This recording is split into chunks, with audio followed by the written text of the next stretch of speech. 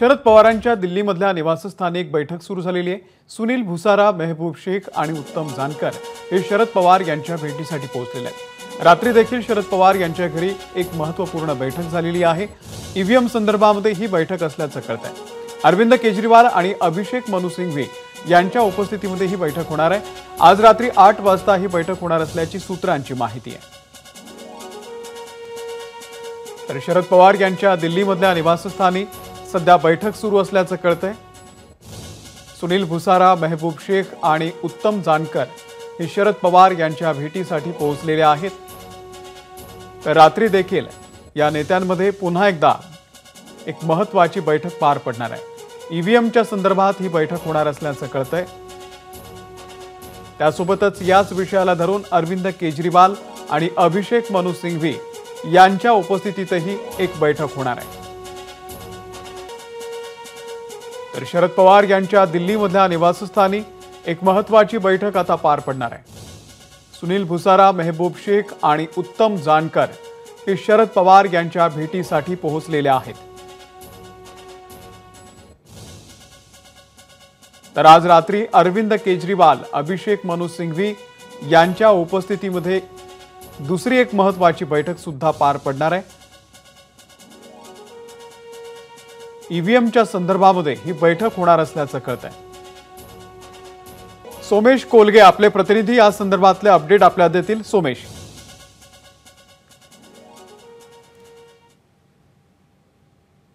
सुरुवात केली आहे। काँग्रेसचे नेते पोहोचतात। आता बाळासाहेब थोरात आहेत। बाळासाहेब थोरात माध्यमांशी संवाद साधतात। आपण त्यांच्याकडे जाऊया। सर, तुम्ही पवार साहेबांची आज भेट घेतली, नेमकी काय चर्चा झाली त्याबद्दल सांगा। माननीय शरदचंद्रजी पवार साहेबांची भेट आम्ही घेतली आणि इतरही जे उमेदवार होते ते आलेले आहेत इथे। मी माननीय खरगे साहेबांना काल भेटलेलो आहे। एकंदर सगळी चर्चा आम्ही करतो आहोत। राज्यामध्ये अत्यंत संशयाचं वातावरण सगळ्या परिस्थितीत निर्माण झाली आहे निकालानं। असा कोणता स्ट्राईक रेट बीजेपीचा इतका येऊ शकतो जो लोकसभेला अत्यंत वाईट अवस्था असणारे बीजेपी एवढं कसं पुढे येऊ शकतं। इथपासून तर प्रत्येक उमेदवार म्हणजे झाली निवडणूक ही संशयानं सर्व लोक पाहत आहेत अशी अवस्था आहे आणि म्हणून चर्चा आम्ही करत होतो।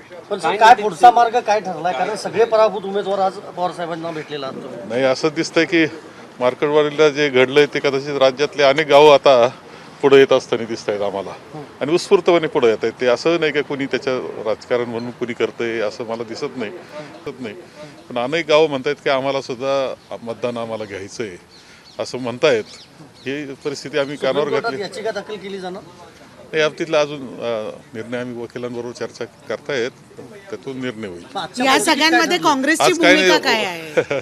काँग्रेस म्हणून आम्ही साहेबांशी चर्चा केली। अजूनही मी काही चर्चा करतोय। ईव्हीएम तर काँग्रेसने काँग्रेसच्या तुम्ही बड्या नेत्यांची काल बैठक घेतली आहे। ईव्हीएम हटाव ह्या मोहिमेबद्दल काँग्रेस अजूनही कायम आहे की याच्याबद्दल दोन मत पाहायला मिळतात? नाही, ईव्हीएम पेक्षाही आमचं मत असं आहे की बॅलेट पेपरवर घ्यावं। आम्हाला ईव्हीएम बद्दल जनतेलाच जर शंका असेल तर बॅलेट पेपरला काय अडचण आहे, त्यांना काय अडचण वाटते बॅलेट पेपरची, हा खरा प्रश्न आहे। मात्र सर्वोच्च न्यायालयात या सगळ्या प्रकरणावर सातत्यानं कोर्ट जे आहे ते नाकारताना पाहायला मिळते। आता खरं आहे ते की खरं म्हणजे माननीय सर्वोच्च न्यायालयानेच यामध्ये निर्णय जनतेला अनुकूल असा दिला पाहिजे, संशयाचं वातावरण दूर केलं पाहिजे अशी आमच्या अपेक्षा आहे। काल मल्लिकार्जुन खरगे यांना भेटलात तुम्ही, काय नेमकं सबमिट केलं किंवा काय चर्चा झाली, कारण की ते अध्यक्ष आहेत? नाही, माननीय खरगे साहेबांशी मी बोललोय, चर्चा आमची झालेली सविस्तर। साधारणतः त्यामध्ये महाराष्ट्राचं राजकारण हे आणि पुढच्या काँग्रेसची दिशा हे सगळं ठरवण्याच्या दृष्टीनं मी बसलेलो होतो आणि त्याबरोबर निकालाबद्दलही अत्यंत संशयाचं वातावरण आहे। आपण पुढे कसं जायचं याची आम्ही चर्चा केली। काँग्रेसच्या काही संघटनात्मक बदलांबाबत खरगे साहेबांशी तुम्ही काही चर्चा केली का? नाही, संघटनात्मक बदलाचा कोणताही विषय नाही। आणखी जोमानं काम कसं करायचंय लोकांना घेऊन, सर्वांना बरोबर घेऊन याची चर्चा आम्ही केली। साहेब, एक महत्त्वाचा मुद्दा आहे, पवार साहेब पराभूत उमेदवारांच्या बैठकी घेत आहेत, तुमच्या पक्षातले नेते कुठे आहेत? नाही, आम्ही बैठका आमच्या झाल्या मुंबईमध्ये, आम्ही एकत्र बसलो होतो, सर्वांनी चर्चा केलेली आहे। सगळी चर्चा आमची झालेली आहे। सर, माजी मुख्यमंत्री पृथ्वीराज चव्हाण दिल्लीत आलेले आहेत, ते पक्षश्रेष्ठींची भेट घेऊन काही अहवाल देणार आहेत अशी? नाही, माझी अद्याप त्यांची भेट नाही, मी आता त्यांच्याशी संपर्क करतो। साहेब, आज जी बैठक झाली त्यामध्ये काय नेमकी चर्चा झाली पवार साहेबांसोबत?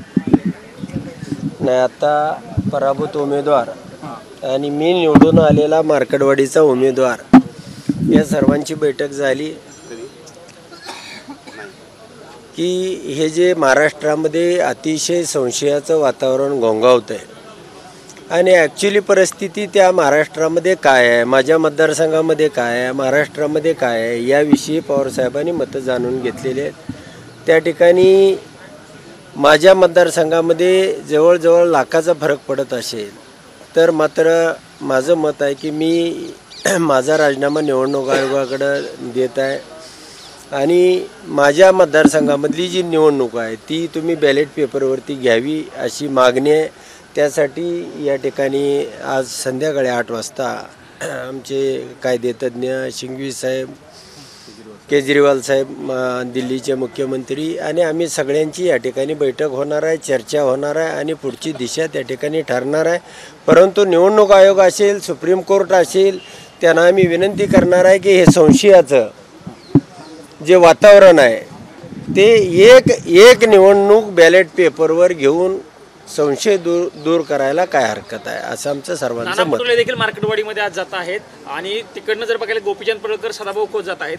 काय नेमकं जाहीर सभा आहे? नाही, नेमकंच गेलं पाहिजे. जाहीर सभेसाठी नाही, त्या ठिकाणी लोकांचं काय मत आहे, लोकांचा काय आक्रोश आहे, तिथल्या लोकांनी दिलेली मतं कुठं गेली हे विचारण्यासाठी माझं मत खोत आणि पडळकर ऐवजी मुख्यमंत्र्यांनी सुद्धा गेलं पाहिजे आणि तिथल्या लोकांचं, महिलांचं, वयोवृद्ध लोकांचं सगळ्यांचं म्हणणं त्या ठिकाणी ऐकलं पाहिजे. तुम्ही सभा कशासाठी जाणार, पवारसाहेबांना 4 शिव्या घालणार, इतर कुणाला आमच्या तालुक्यातल्या मोहिते पाटलांच्या विरोधात बोलणार, याशिवाय सभेमध्ये दुसरा काय ह्यांचा उद्देश आहे असं मला वाटत नाही. कारण मार्कडवाडीचा जो आक्रोश आहे तो बॅलेट पेपरवर मतदान घ्या आणि त्या गावानं बॅलेट पेपर छापले होते, मतदानाची प्रक्रिया सुरू केली होती, प्रशासनानं पोलीस फोर्स त्या ठिकाणी घातले आणि म्हणून त्या मार्कडवाडीच्या गावाला महत्त्व प्राप्त झालं की बाबा आमचं मत गेलं कुठं, हा मूलभूत अधिकार आहे आणि तो आम्हाला माहिती झालं पाहिजे, ते कळालं पाहिजे आणि ते जर कळत नसेल तर मग ही मशीन नको आम्हाला बॅलेट पेपर हे आम्ही मत टाकलेलं आमच्या समोर निघतंय, पेटीमध्ये निघतंय आणि त्यामुळं एक निवडणूक एवढी मतपेटीद्वारे घ्या किंवा आमच्या गावाचं मतदान घ्या असं त्या गावाचं मत आहे. राहुल गांधी माजी आमदार जे आहेत राम सातपुते त्यांनी गंभीर आरोप केलेला आहे की तुमचे गुंड म्हणजे जानकर यांचे गुंड असतील किंवा मोहिते पाटील यांचे गुंड असतील तिथं सगळं राजकारण करते, तिथलं स्थानिक लोक नाही आहेत असा त्यांचा गंभीर आरोप आहे. मग हेच सरकारनं मग पोलीस का घातले? जर गुंड असतील त्या ठिकाणी लोकांना मतदान घेऊ द्यायचं आणि तुमची मीडिया 4था स्तंभ म्हणून त्या ठिकाणी निवडणुकीचं काम करत होते. सगळे मीडियाचे प्रमुख तुमचे ABP वाले त्या ठिकाणी ऑब्झर्वर होते, TV 9 वाले त्या ठिकाणी निवडणूक अधिकारी होते आणि मीडियाच्या समोर देशामध्ये लाईव्ह होतं. मग तिथं गुंड असतील तर ते देशाला दिसलं असतं आणि अशा पद्धतीनं तुम्ही लपवाछपवी करून किंवा इतर मार्ग काढून किंवा इतर भूमिका घेऊन असा हा विषय होत नाही. त्या ठिकाणी लोकांचं जे मत आहे की कोणत्याही परिस्थितीमध्ये आमच्या गावाचं मत कुठं गेलं हे आम्हाला दाखवलं पाहिजे. राहुल गांधी पण येणार होते मार्केटवाडीला, येणार आहेत.